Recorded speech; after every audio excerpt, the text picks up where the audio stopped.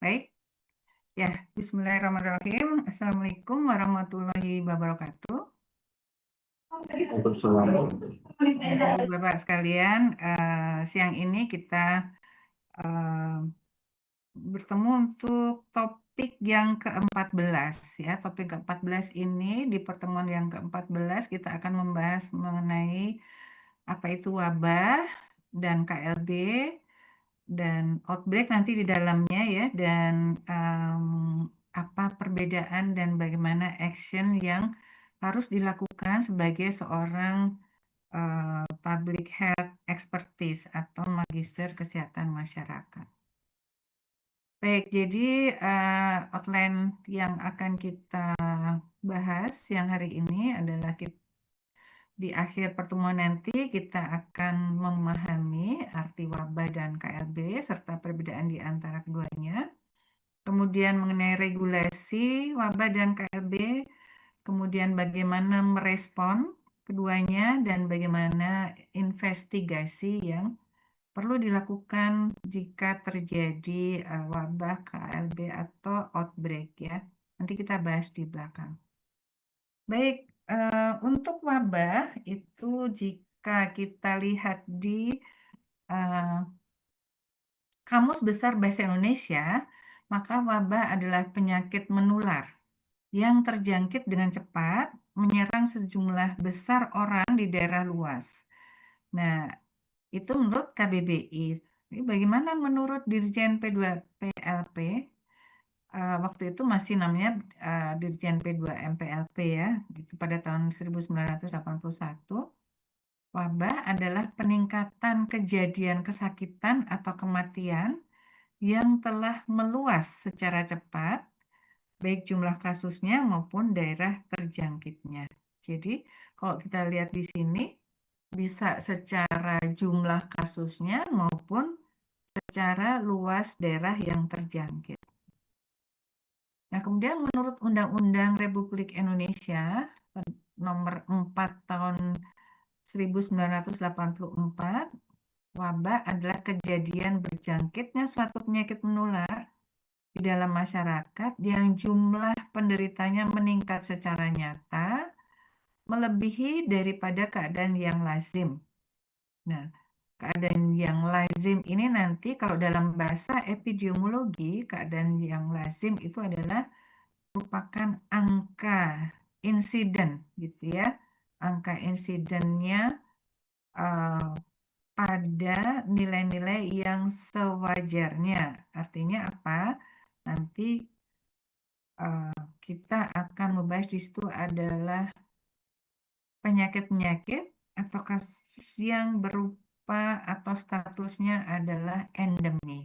Ya, kita kemarin di pertemuan berapa ya saya lupa sudah mempelajari bahwa penyakit yang sifatnya endemi, maka penyakit itu keberadaannya atau insiden rate-nya itu selalu ada tetapi pada nilai-nilai yang rendah gitu ya. Nah, itu yang disebut sebagai keadaan yang lazim di sini ya, pada waktu dan daerah tertentu. Jadi mungkin satu penyakit berbeda keadaan lazimnya dengan penyakit yang lain di daerah yang berbeda gitu ya. Misalnya contohnya malaria. Malaria kalau di Jakarta misalnya lazimnya kan dia tidak ada gitu ya, tidak ada. Tetapi di daerah Papua mungkin keadaan lazimnya ada kasusnya atau insidennya tetapi dalam nilai yang rendah.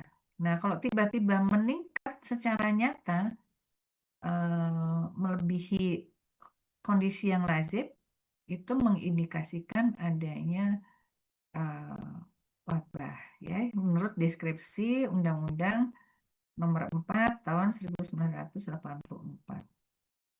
Dan catatannya di sini adalah dapat menimbulkan malapetaka. Jadi ini spesifik untuk wabah ya. Nanti bagaimana perbedaannya dengan KLB? KLB adalah kejadian luar biasa dan apa bedanya dengan outbreak? Nah, menurut Benenson yang dideskripsikan pada tahun 1984, wabah adalah terdapatnya penderita satu penyakit tertentu pada penduduk satu daerah yang nyata-nyata melebihi jumlah yang biasa. Ya. Jumlah yang biasa ini di sini juga menunjukkan bahwa penyakit tersebut merupakan penyakit yang statusnya endemi. Ya, kita sudah paham apa itu endemi. Kemudian menurut CDC manual dinyatakan oleh Hammond, kayak wabah merupakan peningkatan secara nyata kejadian kasus dan frekuensi penderita melebihi keadaan yang lazim. Ya, lagi-lagi ini adalah melebihi keadaan yang lazim pada waktu dan daerah tertentu. Nah, di Indonesia wabah ini ditetapkan oleh Menteri Kesehatan. Jadi tidak bisa seseorang itu mengatakan ini wabah gitu ya, tidak bisa karena hal tersebut ditetapkan oleh Menteri Kesehatan menurut undang-undang. Nah, ini undang-undangnya. Jadi menurut Undang-Undang Nomor 1501 tahun 2010 tentang jenis penyakit menular yang dapat menimbulkan wabah dan cara penanggulangannya. Ya, ini undang-undang yang kita ikuti atau menjadi pedoman kita sampai saat ini. Nah, ini tadi yang tertera di dalam undang-undang tersebut ada di pasal 1 ayat 1, wabah penyakit menular yang selanjutnya disebut wabah. Jadi di sini ditekankan bahwa wabah itu adalah penyakit menular. Ya, wabah itu adalah penyakit menular. Adalah kejadian berjangkitnya suatu penyakit menular dalam masyarakat yang jumlah penderitanya meningkat secara nyata melebihi daripada keadaan yang lazim. Ya, pada waktu dan daerah tertentu serta dapat menimbulkan malapetaka. Ya, jadi ini wabah ya. Meningkat secara nyata melebihi keadaan yang lazim dan penyakitnya adalah penyakit menular. Jadi ini adalah ciri-ciri atau poin-poin yang menentukan deskripsi dari wabah tersebut ya. Yang kuncinya adalah menimbulkan atau dapat menimbulkan malapetaka. Ini untuk wabah ya. Nah, di pasal 1 ayat 2 disitu dijelaskan juga mengenai kejadian luar biasa atau biasa disingkat sebagai KLB. Untuk KLB ini adalah timbulnya atau meningkatnya kejadian kesakitan atau kematian, meningkatnya kejadian kesakitan dan atau kematian ya. Di sini tidak spesifik dikatakan sebagai penyakit menular. Ya, jadi kita bisa artikan di sini bahwa untuk deskripsi KLB atau kejadian luar biasa ini tidak hanya untuk penyakit menular, tetapi di sini kejadian kesakitan dan atau kematian yang meningkat secara bermakna secara epidemiologi. Nah, kalau di sini dikatakan secara epidemiologi, kita memahaminya bahwa peningkatan itu dinyatakan dengan ukuran-ukuran epidemiologi ya. Mungkin itu ada incident rate, ada prevalent rate, kemudian ada morbidity rate, ada mortality rate ya. Kita sudah belajar itu semua kemarin di pertemuan kedua ya untuk ukuran-ukuran epidemiologi. Jadi bermakna secara epidemiologi seperti itu ya, artinya dinyatakan dengan nilai dari ukuran-ukuran epidemiologi itu meningkat secara bermakna. Nah, di mana pada daerah tertentu, pada kurun waktu tertentu, dan merupakan keadaan yang dapat menjurus pada terjadinya wabah. Ini jika penyakitnya adalah penyakit menular ya, bisa menjurus ke wabah. Nah, contoh yang paling konkret mengenai wabah itu apa namanya? Bisa kita ingat waktu itu adalah SARS, kemudian PES pada tahun 1908 kalau saya nggak salah ingat ya. Kemudian ada Ebola, untuk nggak masuk ke Indonesia untuk Ebola ini. Kemudian kolera, kita pernah wabah kolera. Kemudian HIV, AIDS, dan COVID-19 yang masih hangat diingatan kita ya. Jadi itu adalah contoh-contoh penyakit menular yang kemudian menjadi wabah. Nah, kriteria wabah ini secara deskripsi bisa dikatakan sebagai timbulnya suatu penyakit menular yang sebelumnya tidak ada atau tidak dikenal, ya. Jadi bisa juga secara saintifik dikatakan sebagai wabah jika ada timbulnya suatu penyakit menular yang sebelumnya tidak ada atau tidak dikenal, ya. Kemudian timbulnya satu kasus tunggal yang disebabkan oleh satu gen yang sebelumnya tidak dikenal di komunitas atau area tersebut yang berpotensi mengancam kesehatan masyarakat atau populasi di satu negara. Jadi ini levelnya sudah negara, mengancam populasi di satu negara, ya, yang disebabkan oleh kasus tunggal, gitu.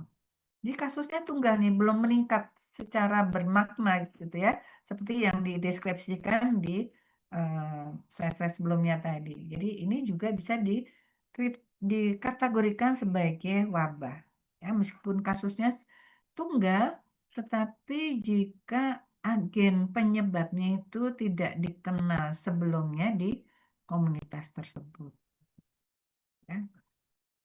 Contohnya apa? Mungkin contohnya dulu waktu pertama kali ditemukan kasus COVID di Indonesia, ya, atau pertama kali ditemukan dulu kasus flu burung atau avian influenza dulu, ya.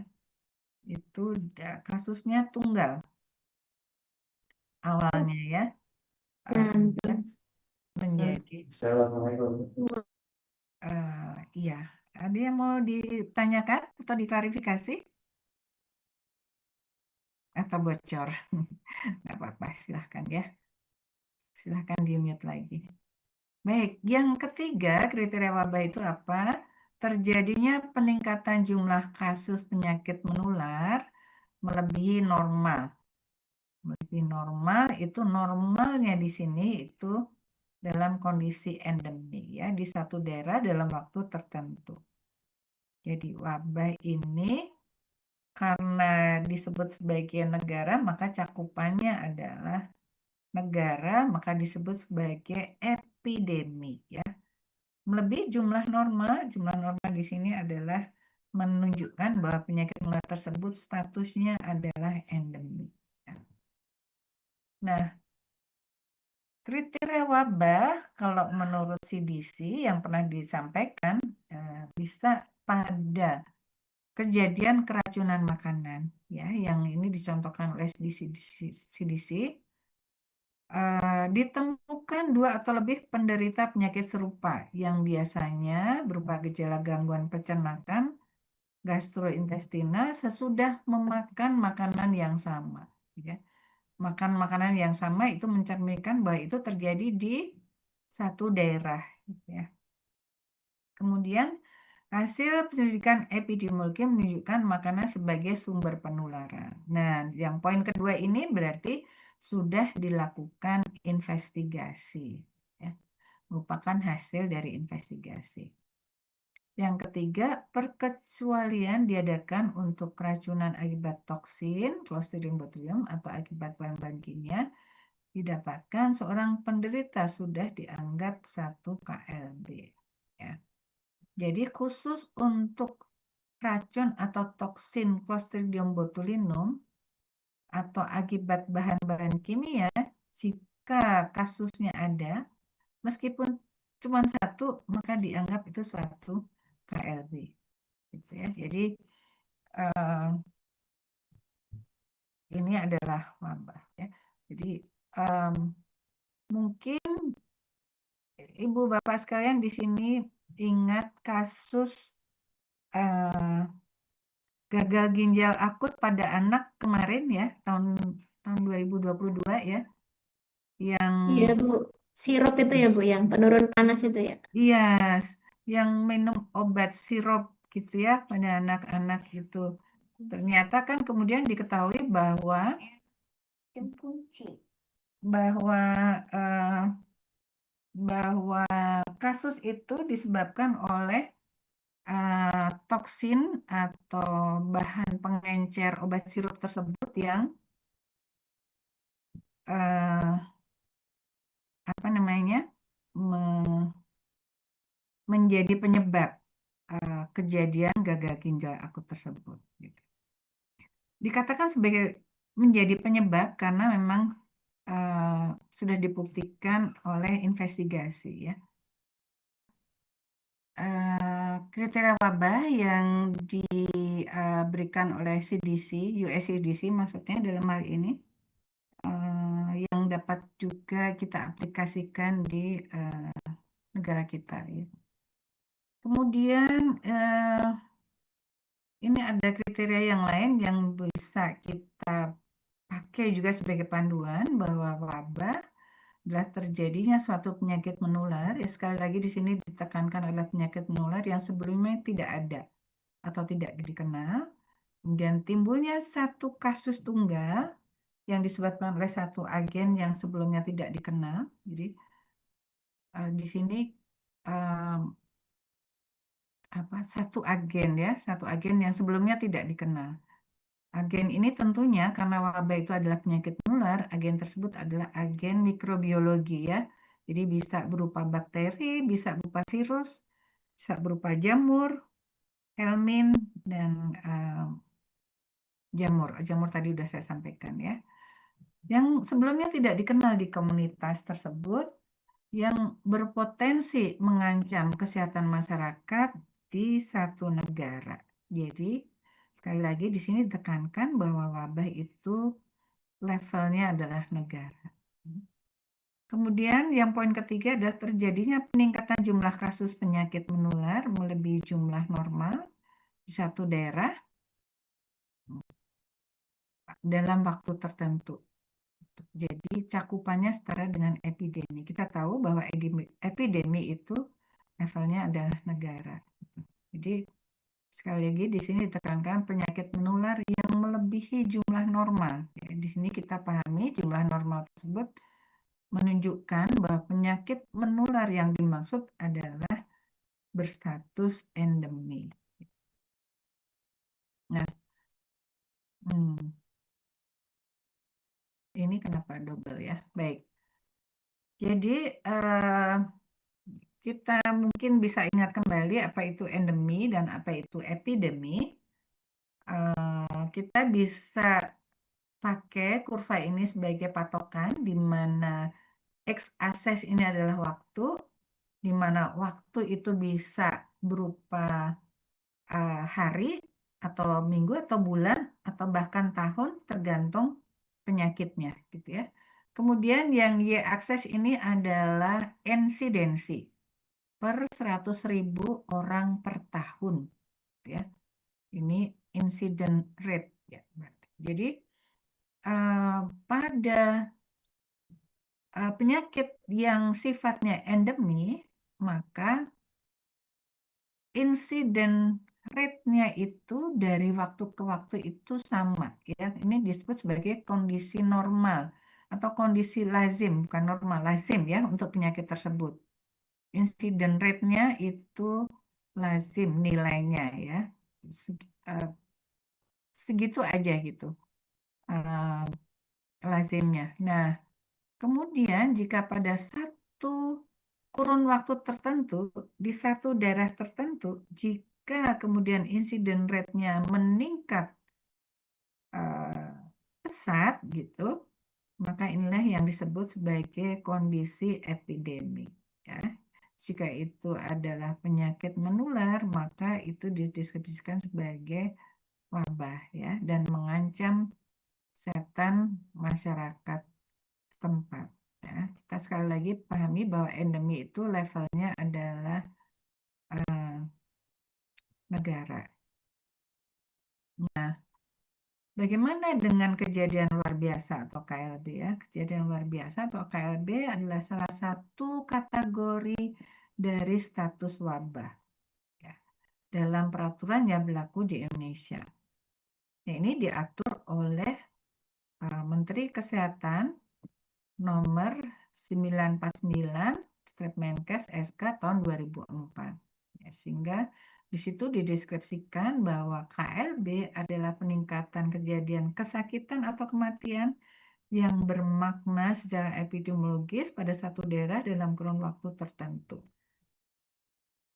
Nah, bagaimana dengan outbreak? Ya. Nah, outbreak itu adalah bahasa Inggrisnya dari KLB. Ya. Jadi outbreak dan KLB itu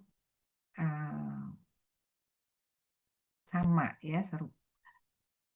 Outbreak atau KLB secara deskripsi atau kriteria bagaimana dikatakan KLB atau outbreak, satu kasus tunggal dari satu kasus penyakit menular yang sudah lama tidak ada dalam satu populasi. Jadi jika itu penyakit menular, maka penyakit tersebut sudah lama tidak ada dalam satu populasi.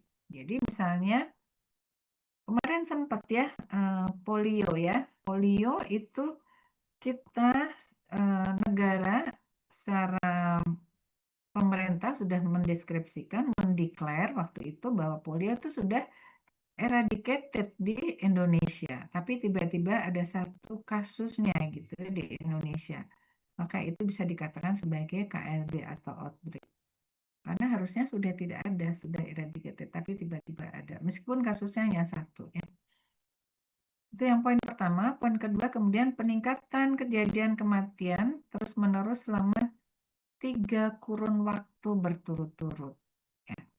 3 kurun waktu itu tergantung penyakitnya, bisa saja jam, hari, atau minggu, atau bahkan bulan. Ya, kalau itu penyakit menular. Tapi kalau tidak menular, bisa dalam kurun waktunya adalah tahun. Kemudian peningkatan kejadian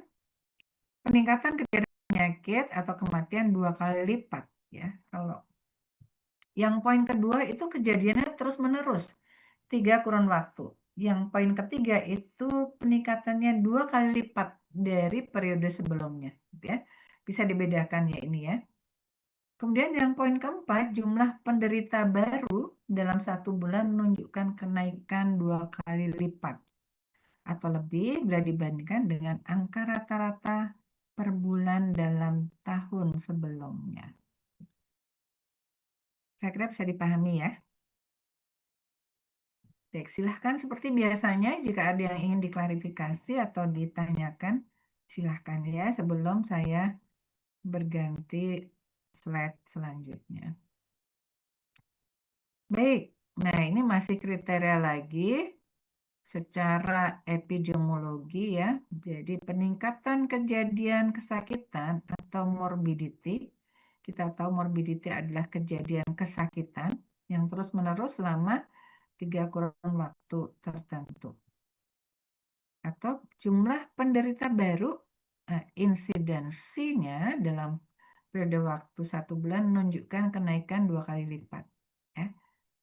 Kemudian rata-rata jumlah kejadian kesakitan per bulan dalam 1 tahun menunjukkan kenaikan 2 kali atau lebih dibandingkan dengan rata-rata jumlah kejadian kesakitan per bulan pada tahun sebelumnya. Ya. Yang keempat, case fatality rate. Ya. Case fatality rate kita tahu itu adalah rate, jadi kasus kematian. Ya. Dalam 1 kurun waktu tertentu meningkat 50% atau lebih dibandingkan dengan periode sebelumnya.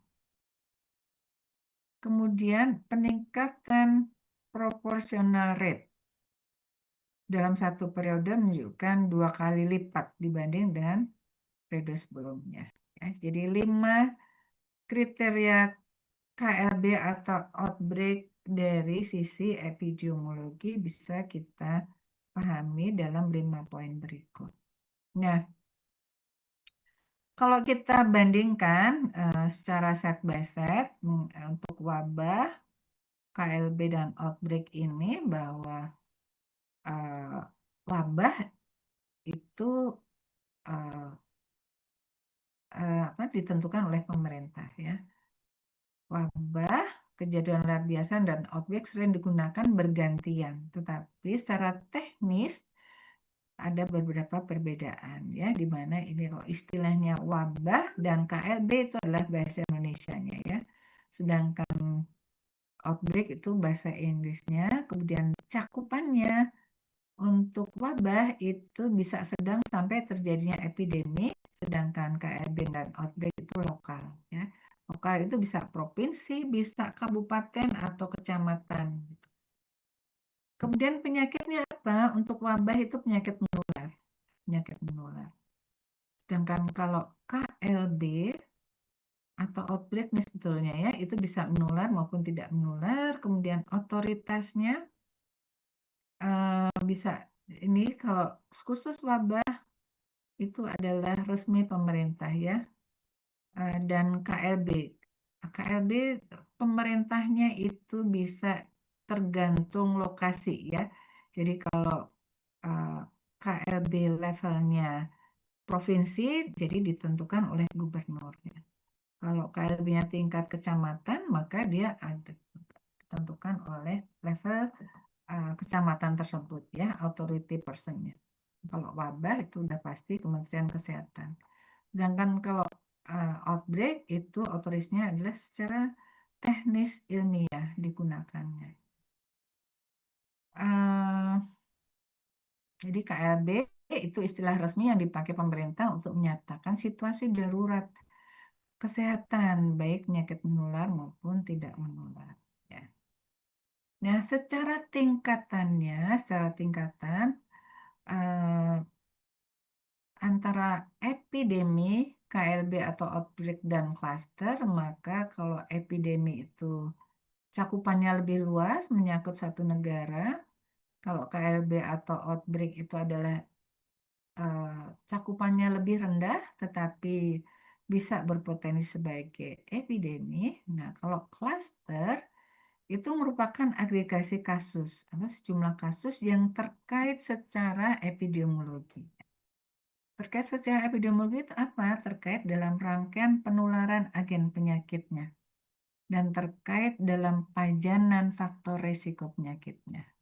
Ya, di daerah tertentu selama periode tertentu tanpa memperhatikan jumlah kasus lebih dari yang diharapkan. Yang penting dia terkait secara epidemiologi. Nah, sumber informasi untuk identifikasi outbreak itu bisa event-based surveillance berdasarkan kejadian dari data surveillance atau case-based surveillance. Nah, ini kalau event-based itu bisa rumor register, bisa community informant, atau dari media. Ya. Kalau case-based surveillance itu biasanya dari review data rutin dari surveillance. Ya.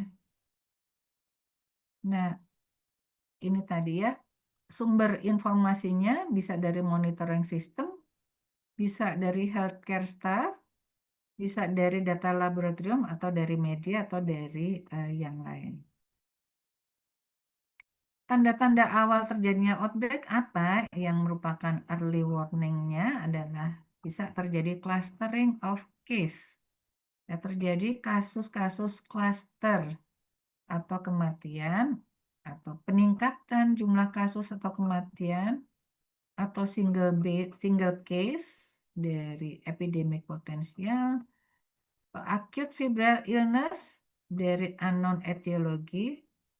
Acute febrile illness itu adalah apa? Penyakit dengan demam yang akut terjadinya yang belum diketahui penyebabnya apa gitu ya. Kemudian two or more linked cases ya, of disease with outbreak potential. Kemudian unusual isolate atau ini contoh isolasinya kolera strain 0139. Kemudian adanya shifting on in age distribution of case. Jadi yang shifting in age itu artinya adalah perubahan usia kasusnya gitu ya. Jadi mungkin tadinya usia hanya pada anak-anak, sekarang bisa ada kasusnya yang dewasa. Kemudian high vector density. Jadi misalnya dengue ya, ini contoh kasus atau penyakit yang ditularkan melalui vektor. Ya, misalnya contohnya dengue. Kasus dengue faktornya adalah Aedes aegypti ya, nyamuk ya. Kalau kemudian ditemukan density dari nyamuk Aedes aegypti-nya tinggi, melebihi kondisi sebelumnya gitu ya. Maka ini menjadi early warning dari eh, outbreak untuk dengue gitu. Kemudian juga natural disaster. Jadi misalnya ada gempa bumi, ada banjir misalnya ya. Itu menjadi warning atau tanda-tanda awal untuk eh, antisipasi terjadinya outbreak.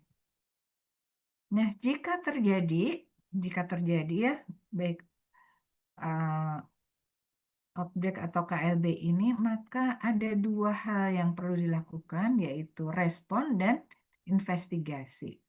Nah, respon dan investigasi ini dua hal yang berbeda, ya, dua hal yang berbeda tetapi berkaitan, gitu ya, saling berkaitan. Ya. Respon itu apa? Atau outbreak respon bertujuan untuk melindungi kesehatan masyarakat dengan cara cepat dan terkoordinasi serta berbasis bukti untuk mengendalikan wabah sebelum menyebar lebih luas. Ini Bu, mengendalikan. izin bertanya, Bu. Ya, silahkan. Tadi kan yang untuk density nyamuk tinggi itu Mm-mm. kita bisa dapat dari data yang mana ya, Bu? Oh iya. Jadi biasanya untuk penyakit-penyakit yang ditularkan melalui vektor seperti dengue ini, itu ada monitoring vektornya. Nah, jadi misalnya kalau kalau dengue itu biasanya ada yang namanya jumantik. Pernah dengar nggak? Jumantik itu juru Pemantau pemantau Jentik. jentik. pemantau jentik. Iya, Iya. juru pemantau jentik. Iya, Rumah-rumah itu kan ya, Bu? iya betul Mbak Hertin. Mbak Hertin kan ya? Iya, jadi biasanya mereka tugasnya jumantik ini adalah memonitor jentik nyamuk dan memastikan tidak berkembang biak nyamuknya, jentiknya, kemudian memastikan penduduk tidak punya jentik gitu ya, artinya sudah ada eh, melaksanakan 4M gitu ya dulu ya, menguras, mengubur, apalagi saya lupa ya, 4M itu, menguras, mengubur, maaf ya lupa 4M. Nah, itu biasanya juga dibagikan ya untuk kawasan yang masih memakai tandon air gitu ya. Dibagikan apa itu tawas ya kalau nggak salah ya. Untuk menghindari atau mencegah jentik berkembang biak ya. Jadi itu salah satu tugas juga dari Jumantik ini. Gitu. Nah, ini Jumantik itu merupakan kader puskesmas juga yang diberikan edukasi dan training untuk mengendalikan vektor. Jadi dari situ diketahuinya gitu untuk eh, apa eh,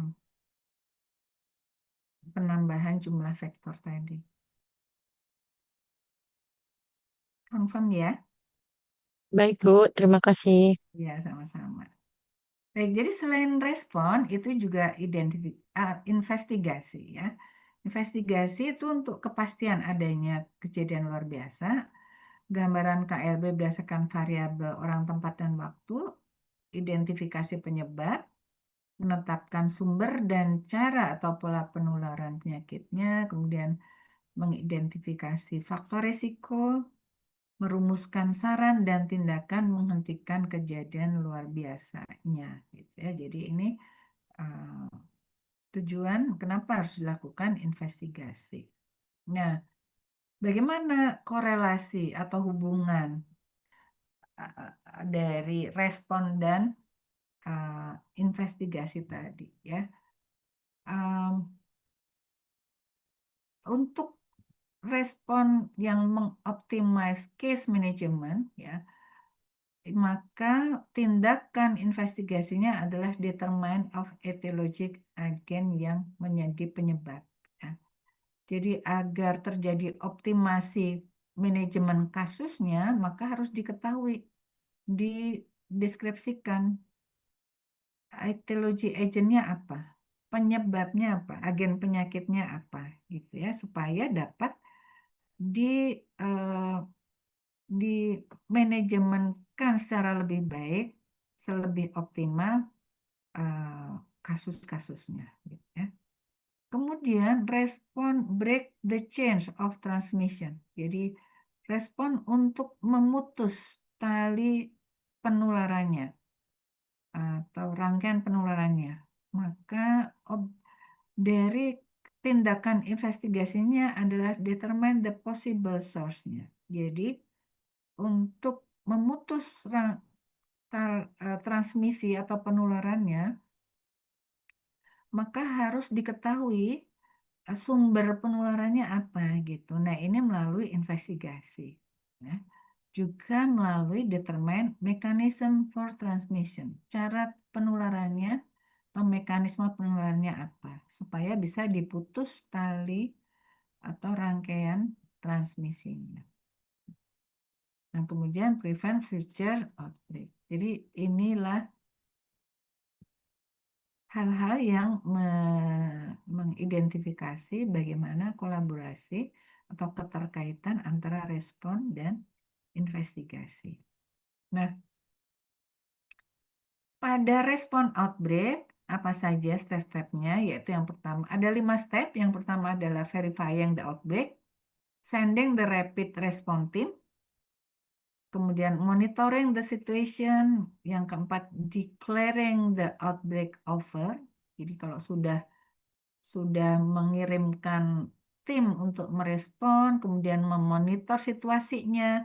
Jika sudah selesai outbreak-nya, maka sebagai langkah respon berikutnya adalah menyatakan bahwa outbreak-nya sudah selesai. Kemudian yang kelima, reviewing the final report. Nah, mereview report yang dihasilkan oleh investigasi ya untuk keterikatannya ini. Nah, step yang pertama, verifying the outbreak. Memvalidasi sumber informasi. Ya. Dalam memvalidasi sumber informasi ini, dalam menjawab gitu ya, apakah ada perubahan dalam reporting system? Ya, reporting system ini adalah surveillance ya. Apakah ada perubahan? Karena bisa saja kenaikan angka tadi yang kita deskripsikan sebagai outbreak atau KLB tadi, ternyata karena adanya perubahan sistem reporting di surveillance gitu ya. Jadi kita pastikan dulu bahwa kenaikan tadi adalah nyata, bukan karena adanya perubahan sistem reporting gitu. Kemudian apakah ada perubahan jumlah populasi gitu ya? Jangan-jangan perubahan angka morbidity dan mortality tadi karena perubahan jumlah populasi. Kemudian apakah merupakan pelaporan akut kasus lama dan kronis? Ya? Jadi sebetulnya kasus lama dan kronis tetapi dijadikan akut gitu ya karena baru dilaporkan. Jadi yang pertama adalah memvalidasi sumber informasi. Yang kedua, cek bersama petugas kesehatan. Ya. Apakah benar ada kenaikan jumlah kasus yang tidak normal? Apakah kasus-kasus itu merupakan kasus clustering? Apakah kasus satu dengan lainnya ada keterikatan secara epidemiologi? Kemudian apakah kejadian apa yang memicu atau menjadi triggernya? Kemudian apakah ada kematian dan bagaimana insidennya ya? Ini dicek bersama dengan petugas kesehatan. Dalam hal ini adalah petugas, bisa petugas puskesmas, bisa petugas rumah sakit setempat gitu ya, tentunya RSUD yang menangani kasus-kasusnya. Nah, yang kedua, kemudian kalau memang sudah verified kejadiannya, maka sending the rapid response team. Ya. Nah, review terlebih dahulu apakah sumber dan cara penularannya sudah diketahui. Jika belum, maka mulai dengan membentuk tim bersama. Tim bersama ini terdiri dari medical officer, epidemiologis, dan laboratori spesialis. Kemudian formulasikan hipotesis berdasarkan keterangan waktu, tempat, dan person. Ini merupakan deskriptif epidemiologi. Does the hypothesis fit the fact? Jadi harus dipastikan hipotesis yang diformulasikan sesuai dengan kondisi yang ada. Jika iya, maka propose control measure. Jadi diajukan ukuran-ukuran untuk mengkontrolnya. Tapi jika tidak, maka lakukan studi analitik. Nah, yang pertama dalam melakukan analytical investigasi ini dilakukan dulu deskriptif epidemiologinya, ya, berdasarkan kasus, bagaimana waktunya, tempatnya, dan person epidemiologi raise hipotesisnya. Ini adalah pada deskriptif investigasi. Kemudian kalau ini sudah dilanjut dengan analytical investigasi, ya, berdasarkan kasus dan non-kasusnya. Bandingkan kasus yang dengan kontrolnya. Kemudian with respect to exposure, ya, bandingkan kontrol itu adalah populasi yang tidak terekspos. Kemudian expose with unexposed with respect to incident. Jadi bandingkan insidennya pada populasi yang terekspos dan tidak terekspos. Kemudian lakukan tes hipotesis. Ya. Jadi kalau kita lihat di sini, bandingkan insiden pada kelompok ekspos dan kelompok tidak terekspos. Maka ini studinya, desainnya apa ya?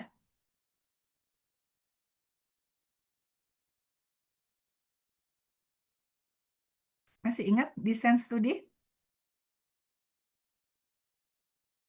Membandingkan kelompok yang terekspos dan tidak terekspos untuk insidennya.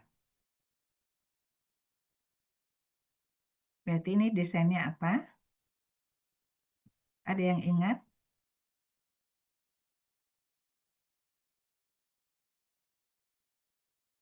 Cohort, ya.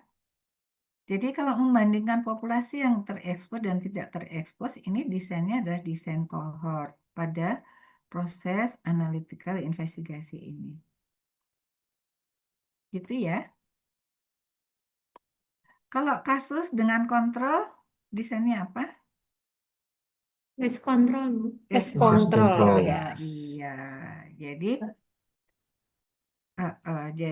pada analytical investigasi bisa dilakukan dengan desain cohort atau desain case control tergantung kasusnya, tergantung penyakitnya gitu ya. Baik. Nah, kemudian monitoring the situation, ya, lihat trennya antara kasus dan kematian yang terjadi gitu ya. Kemudian implementation of containment measurement, monitor stok dari vaksin dan obat-obatannya, logistiknya, dan community involvement-nya. Jadi pada investigasi respon ini sebelum investigasi gitu sebaiknya melibatkan, ya, community setempat, ya. Kemudian juga bagaimana respon dari media. Nah, jika sudah semuanya, kasusnya sudah turun, sudah selesai outbreak-nya, maka harus dideklar. Siapa yang mendeklar bahwa outbreak-nya sudah selesai? Yaitu medical Pemerintah. health officer ya, petugas kesehatan setempat. Itu bisa dari Dinkes, bisa dari apa namanya petugas medis yang ada di pemerintahan ya. Baik, kriterianya apa kalau outbreak-nya sudah selesai? No new case during 2 incubation period since onset of last case gitu ya. Jadi kalau penyakitnya itu sudah melewati dua periode penyakitnya, periode inkubasi maksudnya ya. 2 periode inkubasi tidak ada kasus baru, maka bisa dikatakan outbreak-nya sudah selesai ya. Kemudian imply careful case search to make sure no case are missed. Jadi kembali lagi cari apakah masih ada kasus yang tidak diketahui ya, sehingga betul-betul tidak ada kasus selama 2 periode inkubasi, maka sudah bisa dinyatakan outbreak-nya selesai. Kemudian review the final report. Ini report dari investigasi yang dikirimkan oleh medical officer dari primary health center. Tergantung ya, primary health center ini bisa puskesmas. Kalau level outbreak-nya adalah kecamatan gitu ya, atau dari Dinkes jika level outbreak-nya adalah provinsi atau kabupaten ya. Kemudian review by technical committee. Jadi harus dalam tim untuk identifikasi apakah ada kegagalan dalam sistem, apakah ada rekomendasi yang perlu di follow up atau dilakukan. Ya. Baik, itu tadi adalah respon ya. Bagaimana merespon kejadian KLB atau outbreak. Sekarang bagaimana investigasinya ya? Kita sudah tahu tadi kenapa harus dilakukan investigasi ya. Ini ada 6 poin tujuan dilakukannya investigasi. Nah, secara deskripsi, kenapa sih harus dilakukan investigasi? Ini ada 8 poin ya untuk mencegah bertambah kasus, mencegah outbreak di masa mendatang dengan cara memperbaiki program kesehatan, sistem surveillance, dan sistem kesehatan. Menerapkan sistem surveillance menjadi lebih baik lagi atau berkelanjutan ya. Mungkin kemarin ada apa yang terlupakan. Kemudian mempelajari penyakit baru jika outbreak-nya disebabkan oleh penyakit yang baru. Mempelajari aspek baru dari penyakit lama. Memberi keyakinan pada publik bahwa telah diambil langkah-langkah yang diperlukan untuk mengatasi outbreak agar tidak terjadi situasi panik. Kemudian bisa meminimalisir disrupsi ekonomi dan sosial akibat outbreak. Kemudian juga contoh konkret apa dan bagaimana epidemiologi diterapkan gitu ya dalam investigasi outbreak ini. Epidemiologi apa yang diterapkan yaitu epidemiologi deskriptif dan epidemiologi analitik. Nah, tujuannya apa? Kalau kita udah tahu alasannya tadi, tujuannya tentu saja similar dengan alasan tadi, mengetahui penyebab outbreak secara umum, menyetop outbreak yang sekarang, dan mencegah outbreak di masa mendatang. Secara khusus, tujuannya adalah mengetahui agen kausa outbreak, mencegah atau mengetahui cara transmisinya, mengetahui sumber outbreak-nya, mengetahui bagaimana atau siapa yang jadi karirnya atau pembawa penyakitnya, kemudian siapa populasi berisikonya, dan faktor apa yang menjadi penyebab atau paparannya. Bagaimana prinsip pelaksanaannya? Lakukan secara sistematik. Ya. kalau sudah dilakukan secara sistematik, mengikuti langkah yang sama untuk setiap KLB, kemudian menulis atau mendefinisikan kasus, kemudian tanyakan pertanyaan yang sama pada setiap orang. Ya. Nah, setelah itu bisa berhenti sejenak, ya. Berhenti sejenak ini untuk reassess what you know, ya, untuk membuat atau mendeskripsikan epidemiologi deskriptif tadi, ya. Buat list, buat kurva epidemik, untuk memberikan informasi sementara yang berharga. Sebagian besar investigasi tidak pernah melewatkan poin ini. Jadi perlu diketahui secara cepat gitu ya untuk memberikan informasi sehingga investigasinya dihentikan sejenak ya untuk memformulasikan informasi yang bisa disampaikan. Kemudian bisa berkoordinasi dengan partner atau lingkungan klinisi dan lain-lainnya untuk melanjutkan investigasi. Nah, secara kronologi, outbreak ini bisa dibagi menjadi 10 step. 5 step pertama, ya, 5 step pertama ini adalah untuk mendapatkan data-data epidemiologi deskriptif, ya, sampai di step 5 ini. Nah, kemudian setelah mendapatkan data dari analisa deskriptif ini dipakai untuk melanjutkan investigasi ke analitik epidemiologi. Ya. Mulai dari mengenerate hipotesis, kemudian melakukan uji hipotesis, melakukan komparasi dengan kenyataan di lapangan yang ada, memformulasikan conclusion atau kesimpulan, mengkomunikasikan temuan, kemudian mengeksekusi prevention measure-nya. Ya, jadi ada 10 step yang terbagi dalam beberapa tahap. Yang pertama tahap deskriptif epidemiologi, kemudian lanjut ke analytical epidemiologi, kemudian tahap memformulasikan kesimpulan dan mengkomunikasikan temuan. Nah, yang pertama itu adalah tahap memastikan terjadinya outbreak, ya.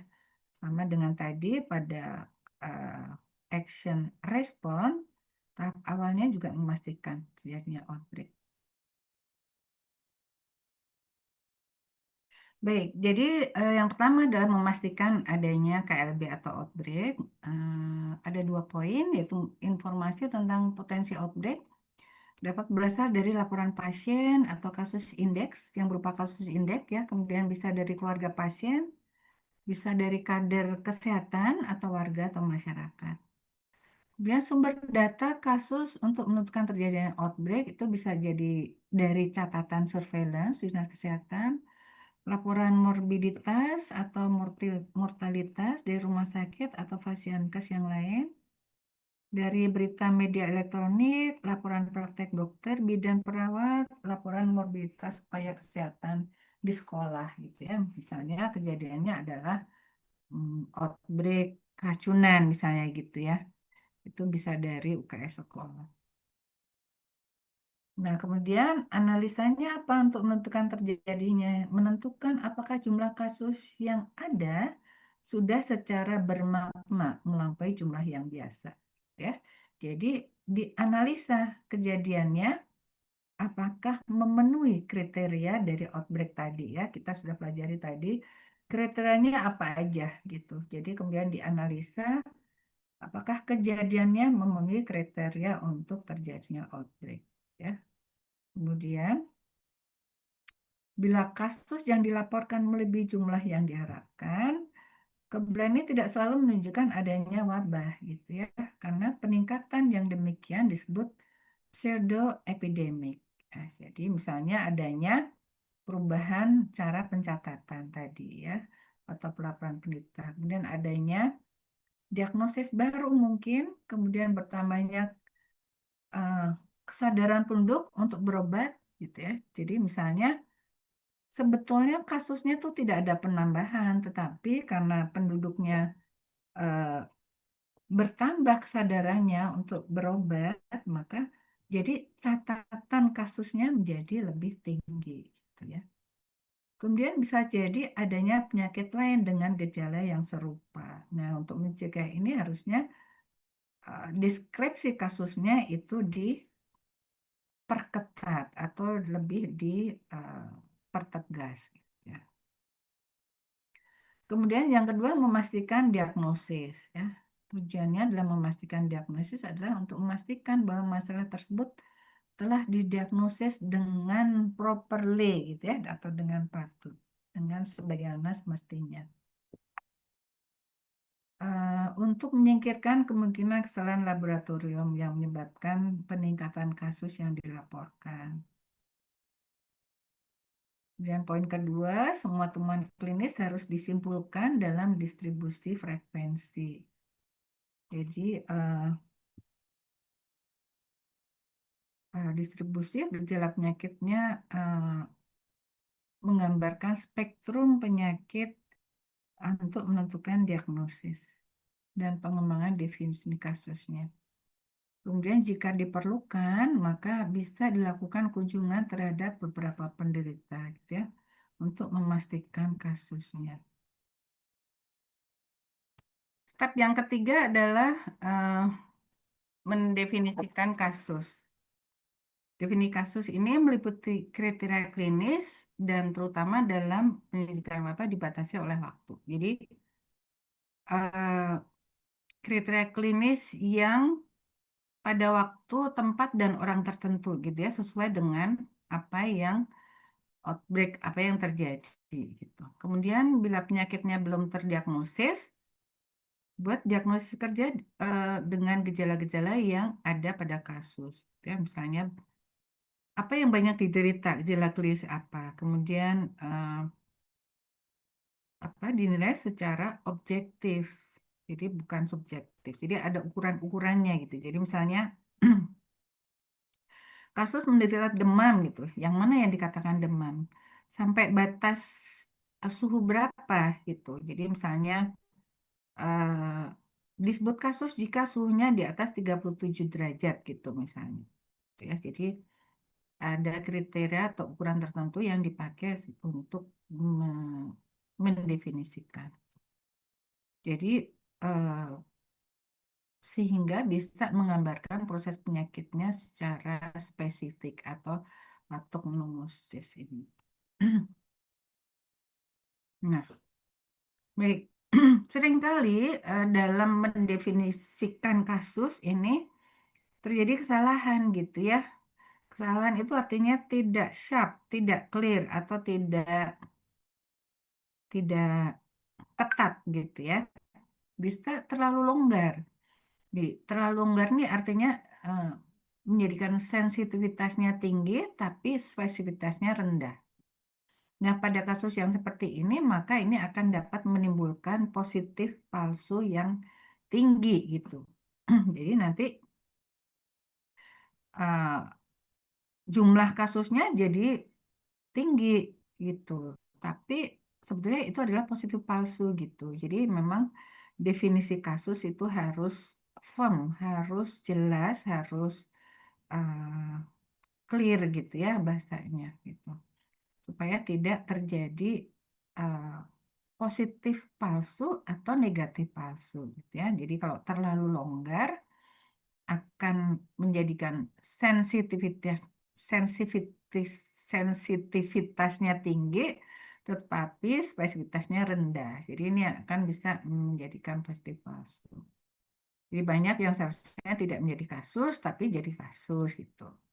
Nah, ini bisa mengganggu dalam identifikasi faktor risiko gitu karena kan dampaknya menjadi uh, akan menjadi efek domino gitu ya karena semuanya kan berasal dari kasus ini. Bisa faktor risikonya eh, menjadi terdilusi gitu ya penyebabnya, sumbernya dan cara penularannya menjadi tidak tidak valid gitu atau mengurangi validitasnya. Atau tidak boleh juga terlalu ketat gitu. Kalau terlalu ketat spesifitasnya tuh tinggi gitu. Jadi kalau terlalu longgar itu sensitivitasnya yang tinggi, tapi kalau terlalu ketat spesifitasnya tinggi, tetapi sensitivitasnya rendah. Jadi ini yang banyak kemudian kasus-kasus yang negatif palsu.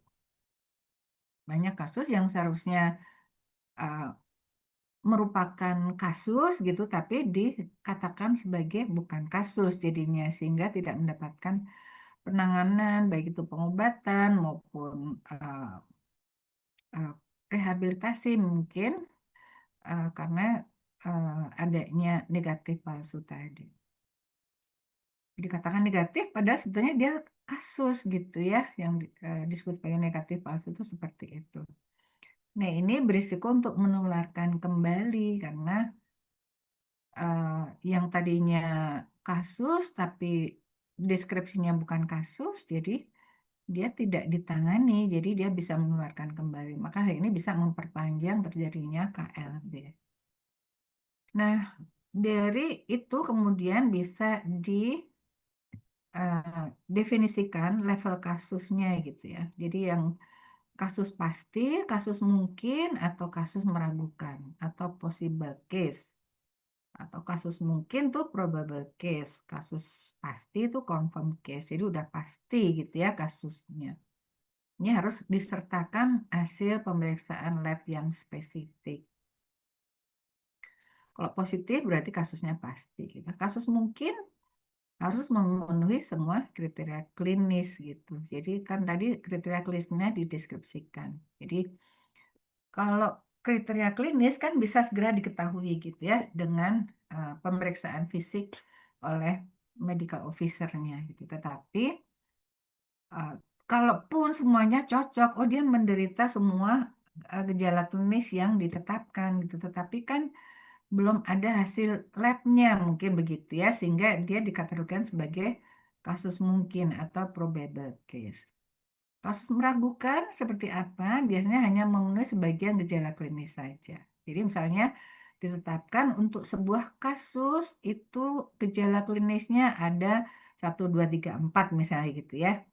Tapi orang ini tuh hanya punya tiga gejala gitu. Satunya tidak ada gitu. Jadi dia merupakan kasus yang meragukan gitu. Dan nanti tinggal menunggu hasil laboratorium biasanya gitu. Jadi meskipun gejala klinisnya 3 dari 4, tetapi kalau hasil laboratoriumnya menunjukkan positif, maka dia bisa masuk ke dalam kasus pasti. Kemudian setelah dihitung, dibuat list kasus mana yang tidak kasus yang mana, kemudian bisa ditelusur dan menghitung kasus. Dikumpulkan informasi berikut ini dari setiap kasus, data identifikasi, nama, alamat, nomor telepon, dan sebagainya. Usia tentu saja, data demografinya, data klinis, faktor risiko yang tadi sudah dideskripsikan juga ya. Kemudian informasi pelapornya siapa. Nah, berikutnya adalah menganalisa secara deskriptif epidemiologi. Ya. Jadi ini tujuannya untuk mendeskripsikan frekuensi dan pola penyakit pada populasi menurut kriteria orang, tempat, dan waktu. Analisa tentang kejadian penyakit atau masalah lain yang berkaitan dengan outbreak yang berkaitan dengan kesehatan pada populasi. Ya. Ini bisa dianalisa dengan epidemiologi deskriptif ini.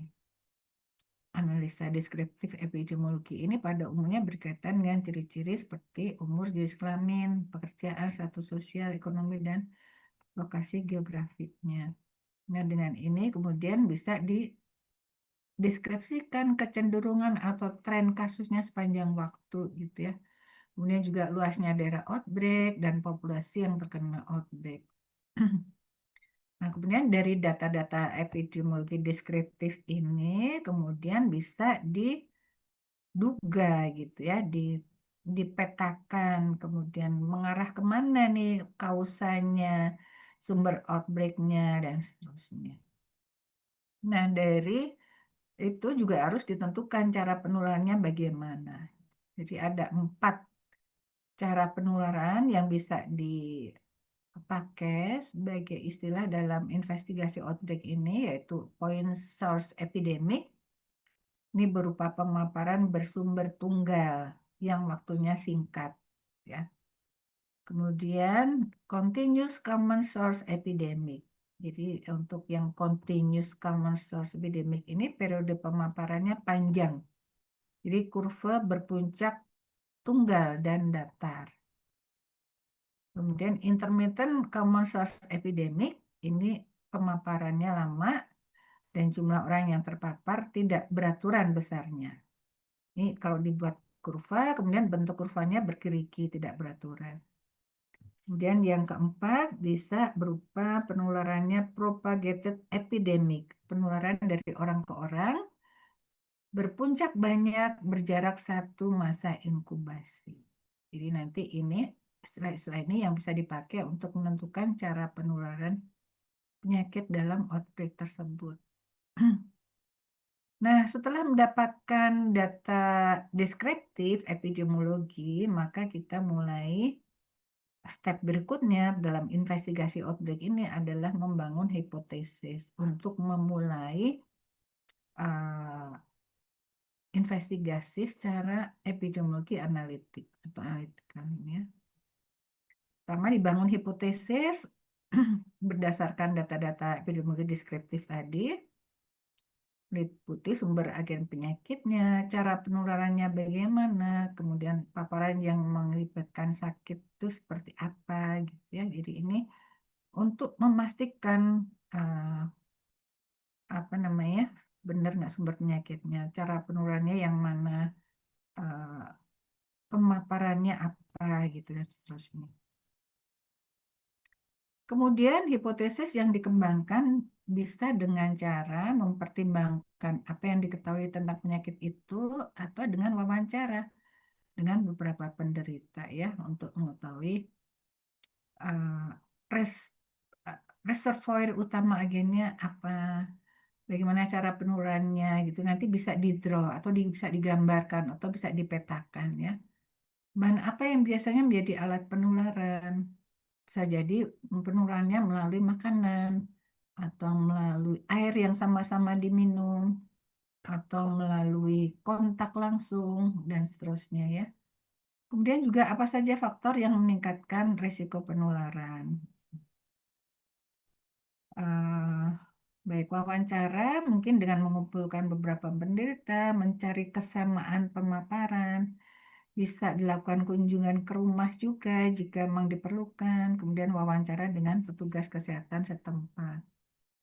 Nah, setelah diformulasikan hipotesis kemudian diuji menggunakan statistik analitik. Dan membandingkan hipotesis dengan fakta yang ada atau dengan analisis epidemiologi untuk mengkuantifikasikan hubungan, bagaimana ukuran asosiasinya gitu. Tadi kalau epidemiologi analitik ini dilakukan dengan desain kohort, maka ukuran apa yang akan didapat? Ada yang ingat?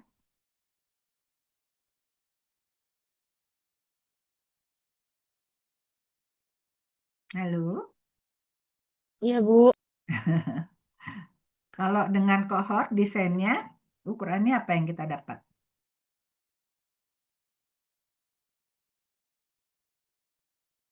RR ya, relative risk. Ya udah lupa deh. Nanti dibaca lagi ya. Kalau case control tadi kan bisa juga dilakukan dengan case control ya. Kalau case control apa ukurannya? Ukuran asosiasinya.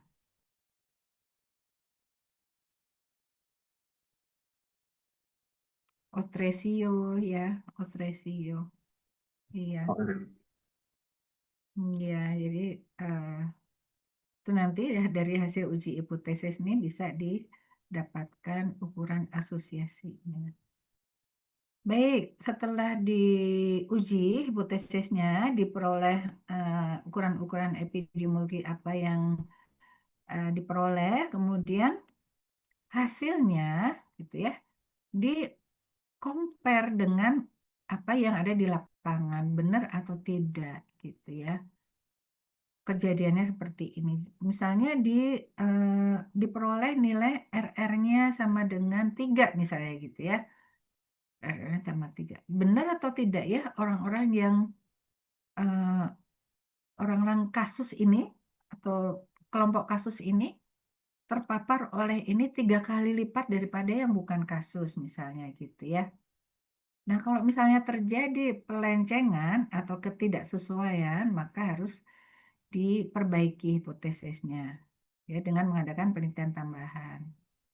Jadi penelitian epidemiologi dengan analitik ya, pemeriksaan laboratorium dan lingkungan, mungkin pemeriksaan serum, pemeriksaan tempat pembuangan tinggi ya, yang jadi artinya diperluas lagi gitu ya variabel-variabel yang uh, terjadi gitu atau yang dimunculkan dari faktor-faktor resiko yang ada yang mungkin menjadi penyebab terjadinya outbreak.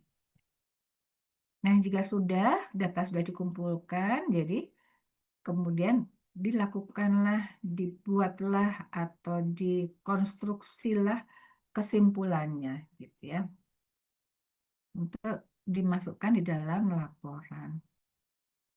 Laporan investigasi dapat dilakukan dengan 2 cara ya, secara lisan atau tertulis atau dua-duanya gitu ya. Untuk cara cepat mungkin bisa dengan cara lisan ya. Jadi supaya segera memperoleh respon langsung dari uh, uh, orang-orang pengambil kebijakan atau sumber dana atau sponsor gitu ya, bisa juga. Nah, format laporan ini bisa dengan memakai format ini ada introduction, ada latar belakang, metode, hasil pembahasan, kesimpulan, dan rekomendasi. Rekomendasi ini sangat penting karena berdasarkan kesimpulan, kemudian diketahui ya sumbernya apa, cara penularannya bagaimana, agennya apa gitu, sehingga apa yang terjadi dari investigasi ini gitu. Sehingga dengan temuan itu dibuatlah rekomendasi untuk mencegah gitu ya. Rekomendasi itu apa sih? Untuk mendapatkan tindakan-tindakan pencegahan terjadinya outbreak lagi di masa mendatang. Baik, laporan harus jelas, meyakinkan, disertai rekomendasi,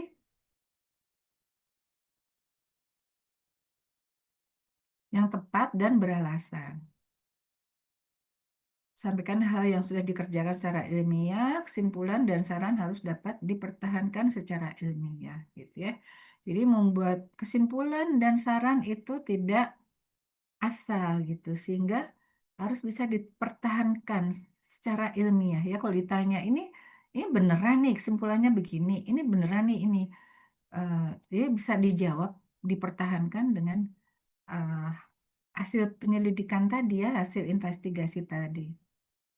Nah, laporan lisan harus dilengkapi dengan laporan tertulis. Jadi tidak bisa hanya laporan lisan saja, karena lisan saja itu hanya untuk mempercepat uh, apa namanya respon. Ya. Bentuknya sesuai dengan tulisan ilmiah. Nah, ini strukturnya ya, tadi sudah kita tahu merupakan cetak biru untuk pengambil tindakan. Jadi para stakeholder itu di atas sana itu memakai hasil ini untuk kemudian menjadi dasar dilakukannya tindakan-tindakan. Tindakan-tindakan itu bisa mungkin intervensi gitu ya, intervensi, kemudian bisa obat-obatan atau tindakan pencegahan lainnya ya, atau mungkin sampai dengan relokasi pemukiman misalnya ya, kalau memang itu daerah kemudian ditemukan bahwa ada radiasi misalnya gitu, atau apapun itu yang bisa sampai eh, terjadinya pemindahan populasi bisa juga, sehingga semua apa tindakan-tindakan yang diambil ini hmm, legal gitu ya, karena berdasarkan hasil investigasi. Baik, kemudian laporan merupakan catatan dari pekerjaan, dokumen, dan isu legal, ya, dan merupakan bahan rujukan apabila terjadi hal yang sama di masa mendatang. Kenapa harus ada isu legal, gitu ya? Karena jika hasil investigasi ditemukan bahwa outbreak itu terjadi karena mungkin adanya buangan sampah dari satu pabrik gitu ya misalnya ya. Uh, Nah, ini bisa dijadikan uh, barang bukti gitu ya untuk dibawa ke pengadilan. Karena sudah dilakukan investigasi dan terbukti dengan sangat akurat dan valid gitu ya bahwa outbreak ini disebabkan oleh buangan limbah pabrik X misalnya gitu ya sehingga semua bukti udah ada maka tinggal uh, apa nih punishment dari pabrik tersebut untuk pabrik tersebut gitu. Baik, kemudian execute prevention measure, jadi melaksanakan tindakan pencegahan setelah sumber dan cara penularannya diidentifikasi. Tujuannya menghentikan penyebaran, melindungi populasi, dan mencegah KLB baru. Nah, tindakan pencegahan tidak harus menunggu investigasi selesai sebetulnya, gitu ya. Jika pola penularan sudah jelas, maka intervensi bisa dilakukan dengan segera untuk memutus rantai penularan. Bentuk-bentuk tindakan pencegahan yang dieksekusi selama investigasi bisa berupa intervensi langsung secara taktis ya, bisa vaksinasi darurat. Jadi misalnya kayak kemarin ya, COVID kemarin langsung dilakukan tindakan vaksinasi ya. Bisa berupa penyihatan lingkungan, edukasi dan komunikasi risiko, atau penguatan surveillance dan respon. Atau justru keseluruhan dilakukan tergantung atau melihat situasi yang ada di lapangan. Dan tentu saja juga sumber dananya ya dan logistik yang ada. Nah, ini kira-kira template matriksnya bisa seperti ini ya, intervensi langsung, vaksinasi darurat, penyihatan lingkungan, edukasi dan penguatan surveillance dan respon. Jadi intervensi bisa dilakukan secara segera, bahkan sebelum investigasi selesai. Jika risikonya tinggi, maka karantina orang yang terpapar tapi belum menunjukkan gejala isolasi kasus yang sudah sakit. Vaksinasi digunakan apabila penyakitnya bisa dicegah dengan vaksin. Targetnya populasi yang rentan dan kelompok yang kontak gitu ya, kontak dengan kasus tentunya. Kemudian penyihatan lingkungan apa tindakannya? Jika sudah diketahui sumber penularannya, maka mungkin meningkatkan hygiene dan sanitasi di lingkungan outbreak tersebut. Edukasi dan komunikasi risiko memberikan informasi langsung pada masyarakat mengenai cara penularan, gejala awal, cara melapor, dan tempat berobat. Ini bisa menggunakan media lokal, pamflet, radio, atau media sosial.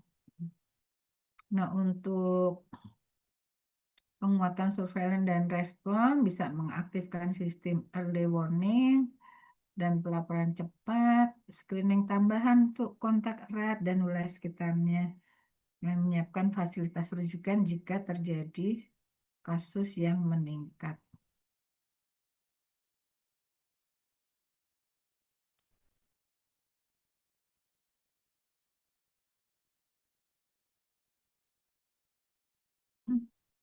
Ntar stuck lagi nih, nggak mau digeser.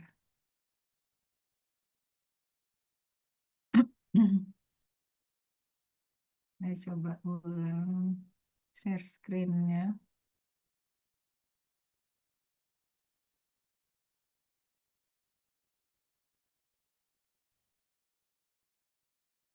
Baik, tadi sampai sini ya.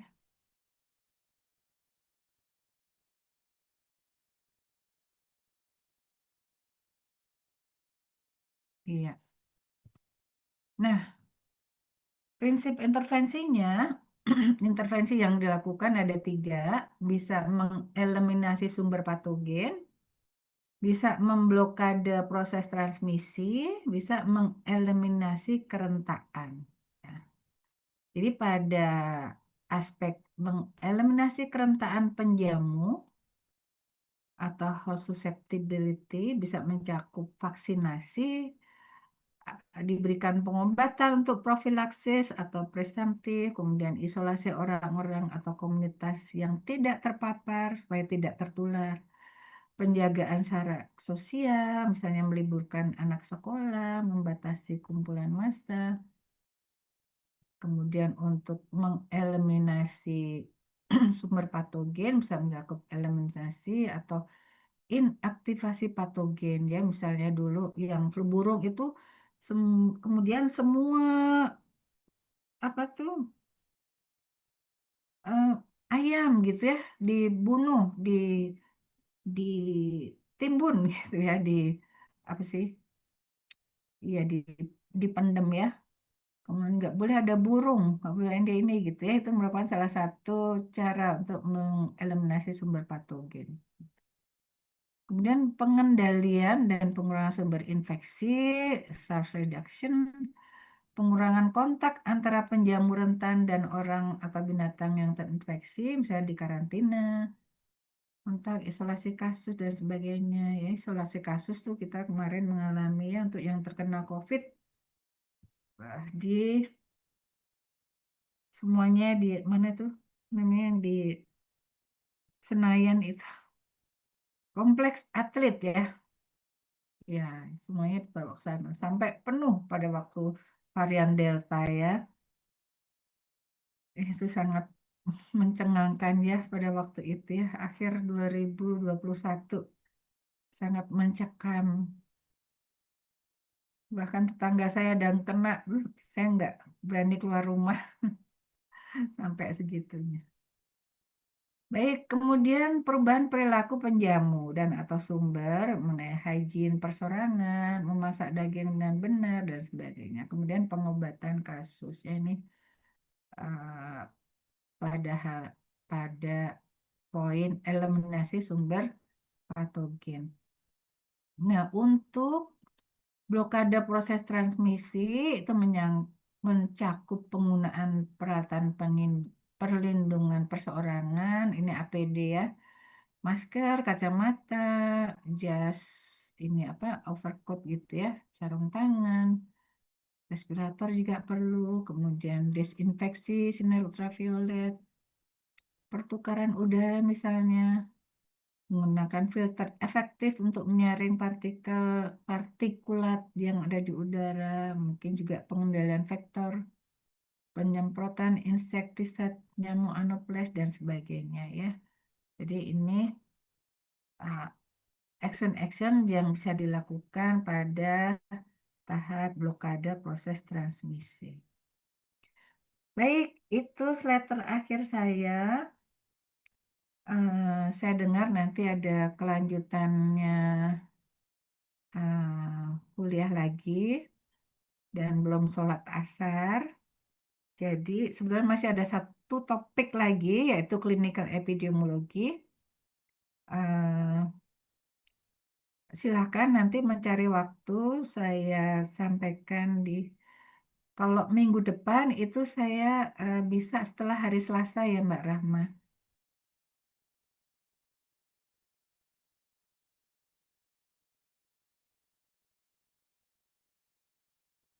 Iya, tanggal 19 kan dia UASnya. Mm-mm. Jadi mungkin sebelum tanggal 19 atau kalau memang tidak ada waktu ya nanti saya sampaikan aja ininya, materinya ya. Baik, ya saya eh, mungkin it- ada diskusi di sini sebelum saya tutup. Silakan atau ada yang mau dikonfirmasi atau cukup mau sholat dulu bersiap untuk kuliah selanjutnya ya. Baik, kalau tidak ada nanti kalau misalnya pas belajar ada pertanyaan silahkan ya. Eh, semangat semangat untuk menggapai nilai di ujian UAS nanti ya. Apa namanya? Semangat belajar, meskipun saya tahu banyak nih topik yang harus dipelajari.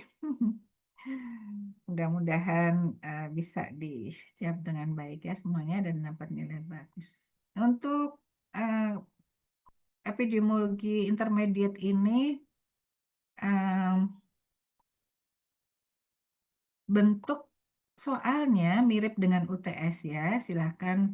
Jadi nanti ada skenario, kemudian ada permasalahan yang harus diselesaikan gitu ya, silahkan nanti dieksersis dari materi-materi yang sudah saya sampaikan gitu ya. Baik, jika tidak ada diskusi, saya sudahi sampai sini. Alhamdulillahirrahmanirrahim. Oh iya, jika ini, oh enggak lah, mudah-mudahan nanti masih ada waktu ya untuk kita ketemu lagi. Baik, saya tutup, saya izin undur diri. Assalamualaikum warahmatullahi wabarakatuh. Waalaikumsalam Waalaikumsalam warahmatullahi wabarakatuh. warahmatullahi wabarakatuh. Yes.